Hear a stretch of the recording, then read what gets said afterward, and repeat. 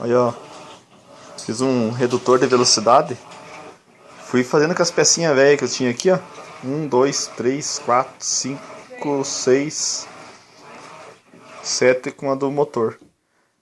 Daí, aqui ela roda bastante, né? Aqui ela roda bem devagarinho, mas fica bem mais forte. Olha isso que legal. Ó, aqui eu seguro ele facinho, tá vendo, né? Ó, aqui também. Ó, agora aqui já não segura, ó. Olha lá, ó.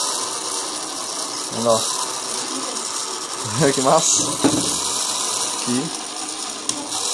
Eu estralo, mas não para o motor, né? Legal.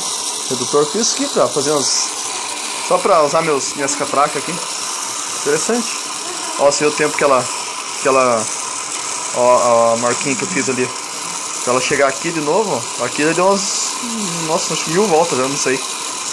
Legal.